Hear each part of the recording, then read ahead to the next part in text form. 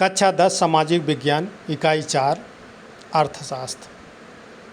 तो इकाई 4 में अर्थशास्त्र से संबंधित प्रश्नों का अध्ययन करना है, जिसमें आज चौथा अध्याय उपभोक्ता का अधिकार को पढ़ेंगे। तो आज हम लोग इस अध्याय का अध्ययन प्रारंभ करते हैं और देखते हैं उपभोक्ता के अधिकार के अंतर्गत कौन कौन से प्रश्न हैं जो कि परीक्षा में पूछे जा सकते हैं।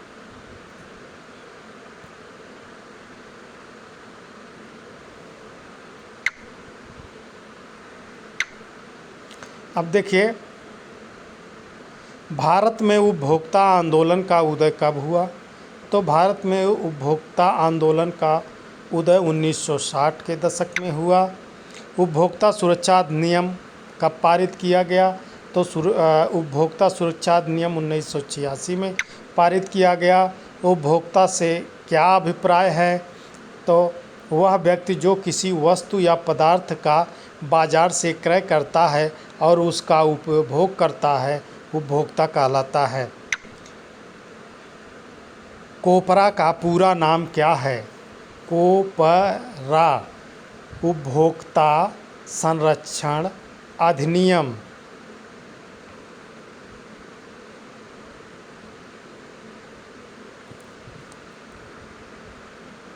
कोपरा का मतलब है उपभोक्ता संरक्षण अधिनियम।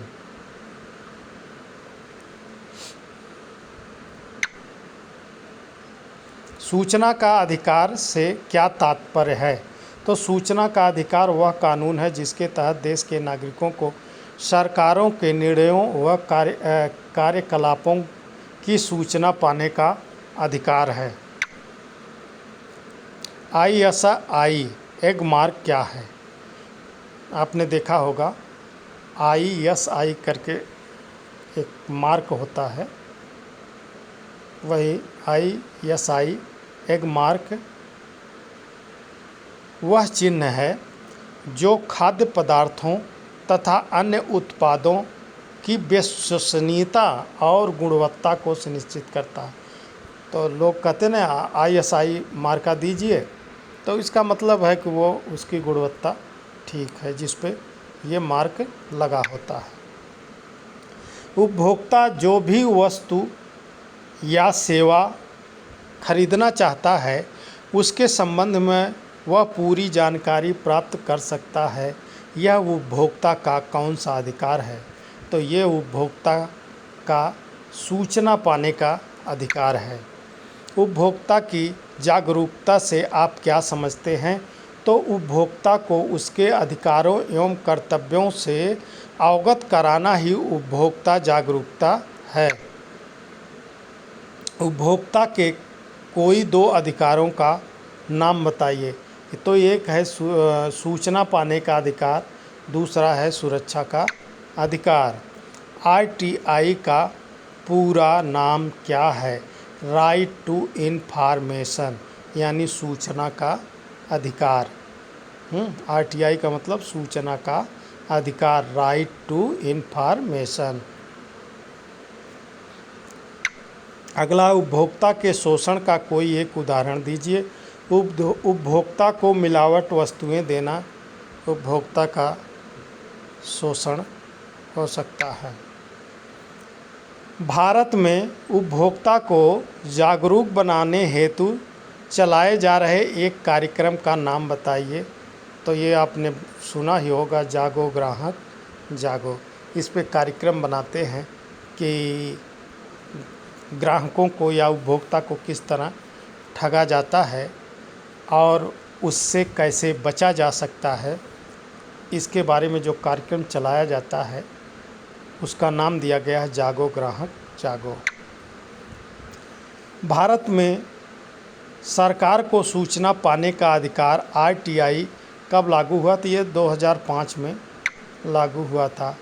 किस अधिकार के तहत हम उपभोक्ता अदालत में अपनी हानि हेतु दावा कर सकते हैं?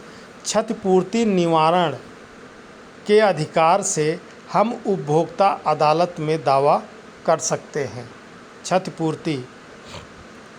क्षतिपूर्ति निवारण के अधिकार से हम उपभोक्ता अदालत में दावा कर सकते हैं। यह अधिकार है। कोई दुकानदार किस अधिकार के तहत आपको कोई वस्तु ज़बरदस्ती नहीं बेच सकता? वो है चुनने के अधिकार के तहत। उपभोक्ता संरक्षण से आप क्या समझते हैं?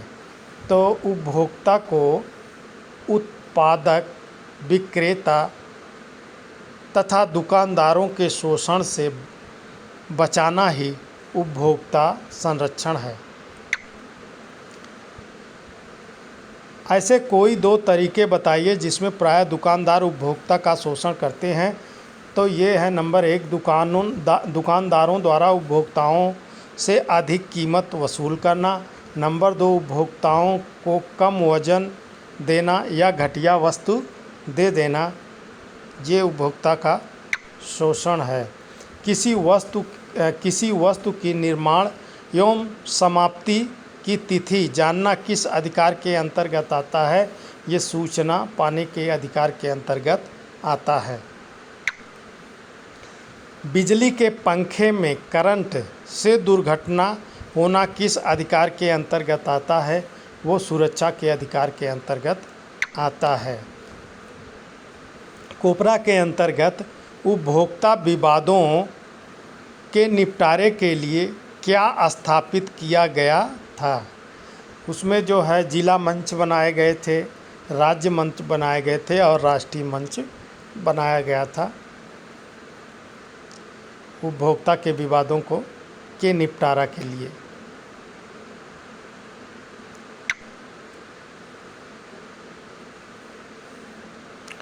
वे कौन से विभिन्न तरीके हैं जिनके द्वारा बाज़ार में लोगों का शोषण हो सकता है? तो बाज़ार में उत्पादक एवं व्यापारियों द्वारा अनेक प्रकार के शोषण किए जाते हैं जो निम्नलिखित हैं। नंबर 1, व्यापारियों द्वारा, दुकानदारों द्वारा प्रायः कम तौलकर उपभोक्ता का शोषण करते हैं। कई बार दुकानदार या व्यापारी उपभोक्ता से वस्तुओं एवं सेवाओं की अधिक कीमत ले लेते हैं। नंबर 3, व्यापारी तथा दुकानदार अपने उपभोक्ताओं को मिलावटी वस्तुएं दे देते हैं। नंबर 4, कई बार कंपनियों द्वारा गलत या उपभोक्ताओं को भ्रमित करने वाले विज्ञापन दिए जाते हैं तथा जिनके माध्यम से उपभोक्ताओं का शोषण होता है। कई बार कंपनियां कीमत से कई गुप्त अथवा छुपी हुई मदों को जोड़कर भी उपभोक्ता का शोषण करते हैं। कई बार व्यापारी वस्तुओं की जमाखोरी द्वारा कृत्रिम अभाव उत्पन्न कर बढ़े हुए मूल्य पर उसे उपभोक्ताओं को बेचकर उनका शोषण करते हैं। तो इतने 6 तरीके बताए गए हैं जिससे उपभोक्ताओं का शोषण होता है। आपकी राय में उपभोक्ताओं की सुरक्षा के लिए सरकार की क्या भूमिका होनी चाहिए? उपभोक्ता की सुरक्षा हेतु सरकार को उपभोक्ता संबंधी कानूनों का व्यापक प्रचार प्रसार किया जाना चाहिए तथा उपभोक्ता कानूनों का कड़ाई से पालन करवाने का प्रयास करना चाहिए। सरकार उत्पादकों के लिए यह अनिवार्य करे कि प्रत्येक उत्पाद पर कीमत, निर्माण तिथि, प्रयोग की अंतिम तिथि, गारंटी वारंटी अवधि, उत्पाद के गुण, उत्पाद का नाम, पता तथा टेलीफोन नंबर भी हो। तो इस तरह जो है सरकार इसको प्रभावी बना सकती है अपनी भूमिका निभा करके। उपभोक्ता दलों द्वारा उपभोक्ताओं को जागरूक करने के लिए कौन कौन से उपाय अपनाए जा सकते हैं? यानी उपभोक्ता दल एक टीम होती है जो उपभोक्ताओं को जागरूक करती है। वो कौन कौन से उपाय अपनाए जा सकते हैं जिससे उपभोक्ता जागरूक हो? उपभोक्ता दलों द्वारा उपभोक्ताओं को उनके अधिकार से अवगत कराना चाहिए। उपभोक्ता संबंधी कानूनों की जानकारी दी जानी चाहिए। उपभोक्ताओं को उपभोक्ता अदालतों तथा शिकायत करने की पूरी प्रक्रिया की जानकारी दी जानी चाहिए। समय समय पर उपभोक्ताओं को जागरूक बनाने हेतु अपने अपने क्षेत्र में जागरूकता अभियान चलाए जाने चाहिए। उपभोक्ता के पास नियम एवं कानून होने के बावजूद उनका अनुपालन नहीं होता, क्यों? ये बहुत अच्छा प्रश्न है। परीक्षा की दृष्टि से नहीं, परीक्षा में भी पूछा जा सकता है, लेकिन हकीकत इसमें बयां करना पड़ेगा कि सब कुछ होने के बावजूद क्या हम रोक पा रहे हैं या उसका अनुपालन अच्छी तरह से हो पा रहा है या नहीं। तो इसे आप खुद देखते होंगे, लेकिन देख लीजिए क्या लिखा जाएगा इसमें। उपभोक्ताओं के पास नियम एवं कानून होने के बावजूद उनका पालन नहीं हो पाता। इसका सबसे मुख्य कारण है कि उपभोक्ता जागरूक नहीं है तथा बहुत से उपभोक्ता तो अपने अधिकारों से ही अवगत नहीं हैं। इसके अतिरिक्त कई उपभोक्ता कानूनी कार्रवाई में नहीं पड़ना चाहते तथा सब जानकारी होने के पश्चात भी ऐसे उपभोक्ता शिकायत नहीं करते। तो ऐसा क्यों है? क्यों नहीं शिकायत करते? क्यों बचना चाहते हैं? क्योंकि वो जो प्रणाली है ना, गोल गोल चक्कर वाली, तो उसमें कोई भी नहीं फंसना चाहता, अपना नुकसान सह लेता है। लेकिन ये अदालतों का चक्कर काटना नहीं चाहता, क्योंकि भारत में अदालती कार्रवाई का कोई ओर पेड़ पता नहीं चलता कि कब कोई फैसला होगा कि नहीं होगा, कब होगा, कितने समय में होगा। तो ये और इस उपभोक्ता कानून में भी उपभोक्ता अदालतें भी कुछ ऐसा ही करती हैं जिससे लोग कतराते हैं। लोग नागरिकों की समस्याओं जैसे खराब सड़कों या दूषित पानी और स्वास्थ्य सुविधाओं के बारे में शिकायत करते हैं, लेकिन कोई नहीं सुनता। अब आरटीआई कानून आपको प्रश्न पूछने का अधिकार देता है। क्या आप इससे सहमत हैं? विचार कीजिए। यह सत्य है कि आरटीआई कानून हमें प्रश्न पूछने का अधिकार देता है। हम हमारे हितों से संबंधित सभी प्रश्न सरकार अथवा सरकारी विभाग अथवा निजी कंपनियों से पूछ सकते हैं तथा संबंधित विभाग द्वारा उन प्रश्नों अथवा चाही गई सूचना देना अनिवार्य है तथा निर्धारित समय में चाही गई सूचना देना आवश्यक है, अन्यथा उपभोक्ता उनके खिलाफ शिकायत कर सकता है। तो ये आरटीआई के तहत प्रश्न पूछने का अधिकार है, जिसको तत्कालीन कांग्रेस सरकार ने 2005 में इसे लागू किया था, जिससे हर विभाग से सही सूचना दी जा सके। और इसके नियम भी बनाए गए थे कि कितने कितने दिन के अंतर्गत आपको सूचना दे देनी है। अगर आप सूचना नहीं देते हैं निर्धारित समय में, तो उनके खिलाफ कार्रवाई की जाती थी या की जाती है या की जाने की व्यवस्था है। और ये अच्छा कानून है, लेकिन अब इसमें भी कुछ कमियां दिखने लगी हैं, क्योंकि कानून का पालन करने वाले ही जब उसमें कमियां निकाल देंगे या उसे संशोधित करके कमज़ोर कर देंगे, तो वो पूरा लाभ नहीं दे पाता। फिर भी आरटीआई आम जनता के लिए एक बहुत बढ़िया हथियार था, जो सरकार से या सरकारी विभाग से, अधिकारियों से, यहाँ तक कि निजी कंपनियों से भी सूचना के अधिकार के तहत सूचना पाने के हकदार थे, वो उनका अधिकार था। और शुरुआत में तो बहुत अच्छा चला, परंतु अब जो है इसमें तमाम कमियां देखने को मिल रही हैं।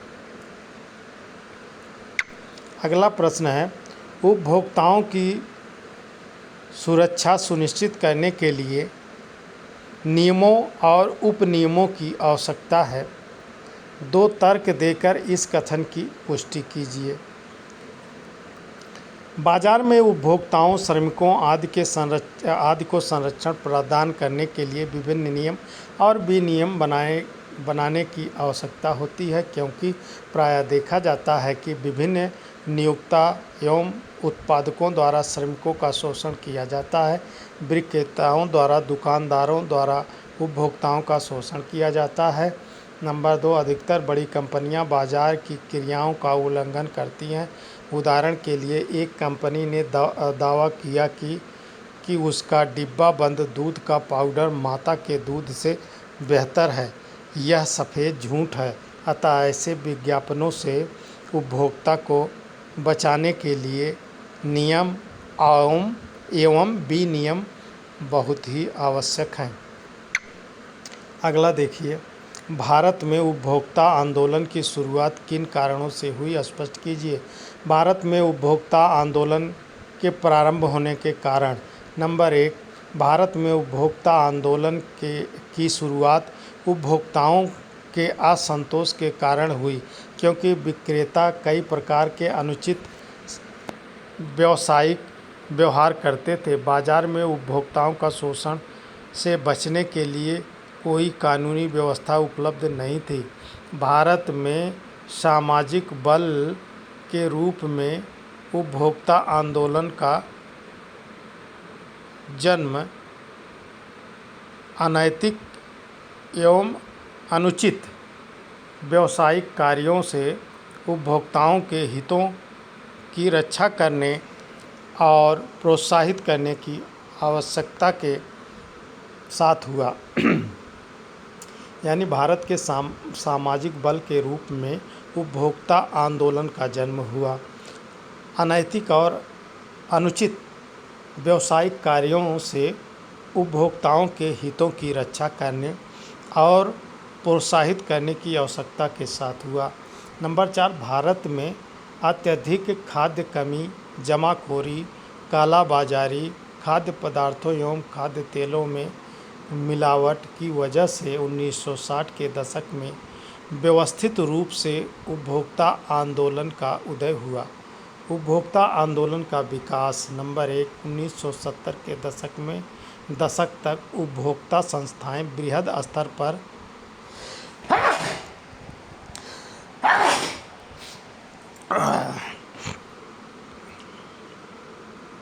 बच्चों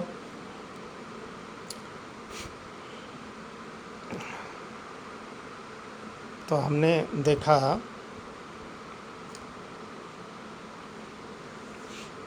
कि भारत में अत्यधिक खाद्य कमी, जमाखोरी, काला बाजारी, खाद्य पदार्थों एवं खाद्य तेल में मिलावट की वजह से 1960 के दशक में व्यवस्थित रूप से उपभोक्ता आंदोलन का उदय हुआ। उपभोक्ता आंदोलन का विकास। नंबर 1, 1970 के दशक तक उपभोक्ता संस्थाएं बृहद स्तर पर उपभोक्ता अधिकार से संबंधित आलेखों के लेखन एवं प्रदर्शनी का आयोजन का कार्य करने लगी थी। उन्होंने कई उपभोक्ता दलों का निर्माण किया, जिसकी संख्या में निरंतर वृद्धि होती गई।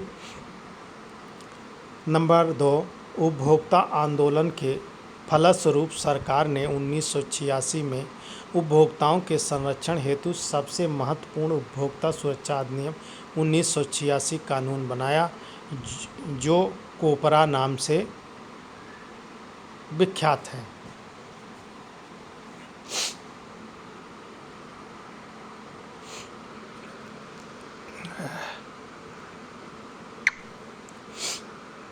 दो उदाहरण देकर उपभोक्ता जागरूकता की ज़रूरत का वर्णन कीजिए। उदाहरण नंबर 1, आज भी अनेक दुकानदार तथा विक्रेता अपने उपभोक्ताओं को खराब, कम वजन की वस्तुएं तथा अप्रमाणिक वस्तुएं बेच देते हैं, जिससे उनके स्वास्थ्य एवं धन को नुकसान होता है। उदाहरण 2, आज भी हम अखबार में कई नीम हकीम के विज्ञापन देखते हैं, जो लोगों को भ्रमित करने हेतु कई लोगों के उदाहरण देते हुए कई असंभव दावे करते हैं, जो वास्तव में चिकित्सा विज्ञान की दृष्टि से संभव नहीं है अथवा जिन पर शोध चल रहा है। तो ये जागरूक करने की ज़रूरत है, क्योंकि इसमें सरकार तो रोक का कोई कदम नहीं उठाया है, इसलिए जागरूकता ही बचाव हो सकता है। क्योंकि तमाम आप देखेंगे कि मार्केट में या व्यापार के क्षेत्रों में इस तरह के तमाम झूठे दावे और विज्ञापन चल रहे हैं, जिनका वास्तविकता से कोई लेना देना नहीं है। तो उसके प्रति उपभोक्ता को जागरूक करने की ज़रूरत है। उपभोक्ता सुरक्षा अधिनियम 1986 के निर्माण की ज़रूरत क्यों पड़ी? भारत में उपभोक्ता आंदोलन बढ़ गया तथा उपभोक्ता दलों की संख्या भी बढ़ती गई, जिससे सरकार पर दबाव बढ़ा एवं उसने उपभोक्ता सुरक्षा अधिनियम 1986 का निर्माण किया। सरकार को इसके निर्माण की ज़रूरत पड़ने के अन्य कारण निम्नलिखित हैं। उपभोक्ता के हितों का संरक्षण करना, व्यापारियों द्वारा किए जा रहे उपभोक्ताओं के शोषण को रोकना,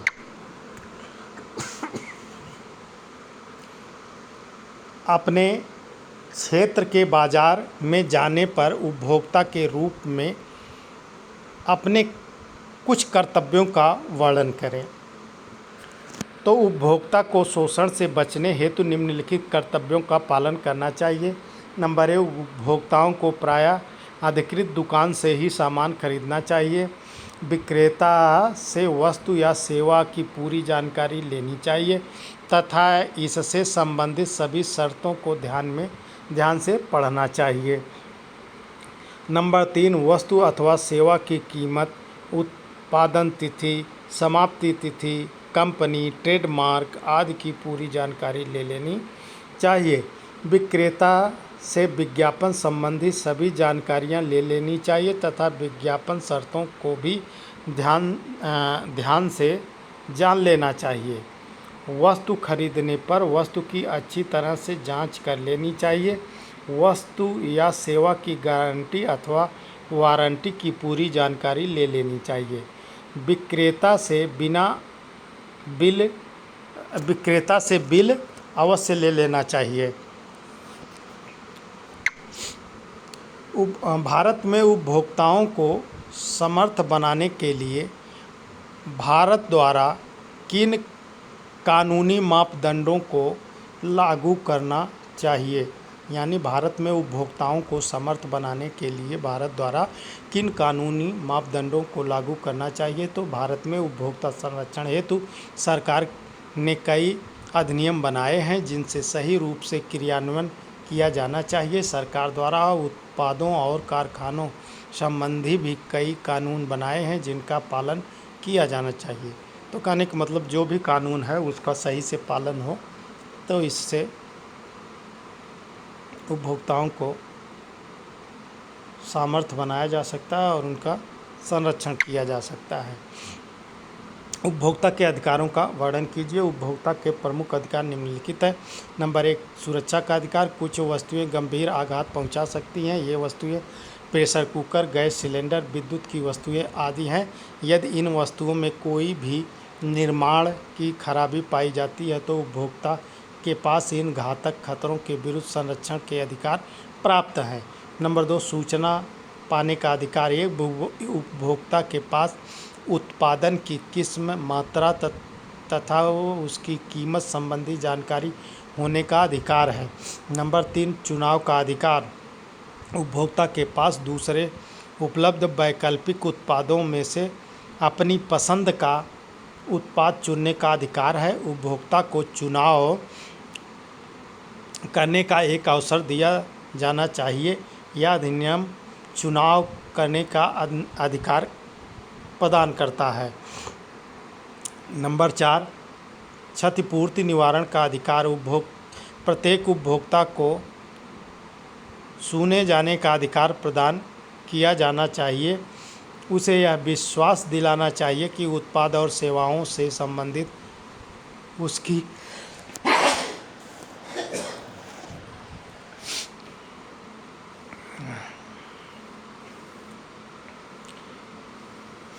उसकी शिकायतों तथा तकलीफ़ों को सुना जाएगा तथा इस पर विशेष ध्यान दिया जाएगा। नंबर 5, प्रतिनिधित्व का अधिकार। उपभोक्ता के पास उत्पादकों द्वारा शोषित या ठगे जाने के मामले में अपने पक्ष में दावा स्वीकार करने का अधिकार होता है। सरकार ने इस विशेष उद्देश्य के लिए अनेकों उपभोक्ता कोर्ट स्थापित किए हैं।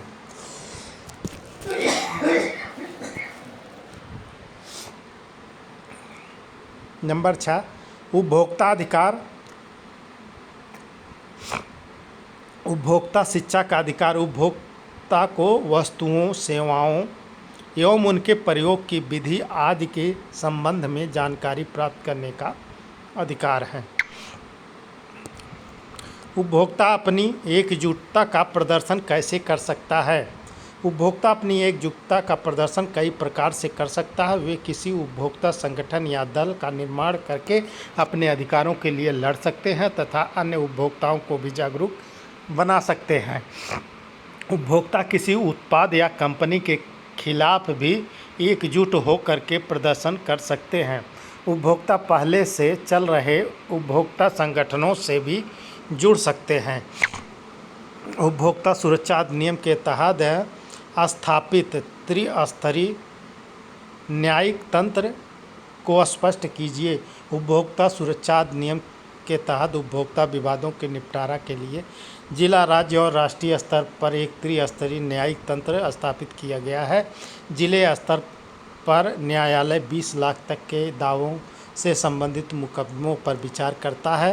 राज्य स्तरीय अदालत 20 लाख से 1 करोड़ तक के मुकदमे देखती है तथा राष्ट्रीय अदालत 1 करोड़ से ऊपर के मुकदमे देखती है। यदि कोई मुकदमा जिला स्तर से खारिज कर दिया जाए तो उसकी अपील राज्य स्तर तथा उसके पश्चात राष्ट्रीय स्तर पर अपील की जा सकती है।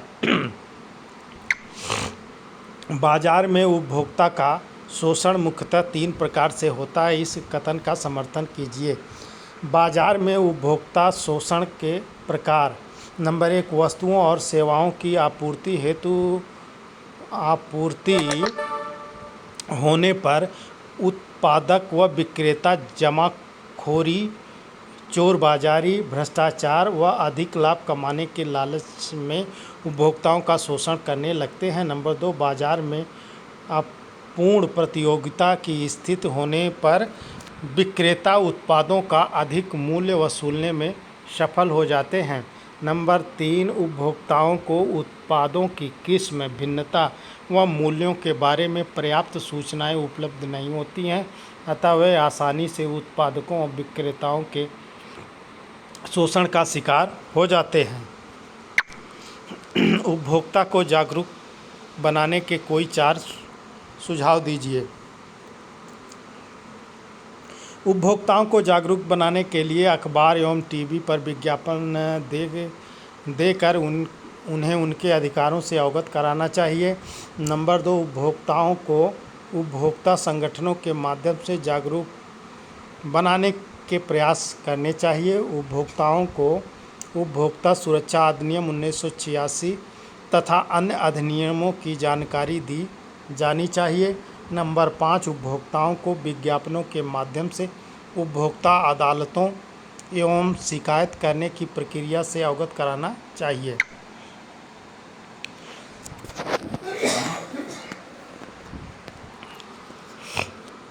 सूचना पाने के अधिकार को स्पष्ट कीजिए तथा बताइए कि यह उपभोक्ताओं के लिए क्यों उपयोगी है। उपभोक्ताओं को अनेक अधिकार दिए गए हैं जिनमें से सूचना पाने का अधिकार महत्वपूर्ण अधिकार है। जब हम किसी वस्तु को खरीदते हैं तो उस वस्तु के डिब्बे पर हमें कई प्रकार की जानकारियाँ दी जाती हैं, जैसे कंपनी का नाम, पता, अधिकतम खुदरा मूल्य, उत्पादन तिथि, समाप्ति तिथि, वस्तु की कीमत, बैच संख्या, वस्तु के अवयव आदि। यह सब उन डिब्बों पर इसलिए लिखा होता है क्योंकि हमें सूचना पाने का अधिकार होता है। सूचना पाने के अधिकार के तहत उपभोक्ता जिन वस्तुओं अथवा सेवाओं को खरीदता है उसके बारे में उसे सूचना पाने का अधिकार है। तब उपभोक्ता वस्तुओं के किसी भी प्रकार की खराबी होने पर शिकायत कर सकता है तथा मुआवजा पाने या वस्तु बदलने की मांग कर सकता है। उदाहरण के लिए, यदि कोई व्यक्ति किसी वस्तु को अधिकतम खुदरा मूल्य से अधिक कीमत पर बेचता है अथवा यदि कोई व्यक्ति अंतिम तिथि समाप्ति के पश्चात भी दवाई बेचता है तो उसके खिलाफ कार्रवाई की जा सकती है। तो इस प्रकार हम लोगों ने आज उपभोक्ता के अधिकार नामक चैप्टर का अध्ययन किया।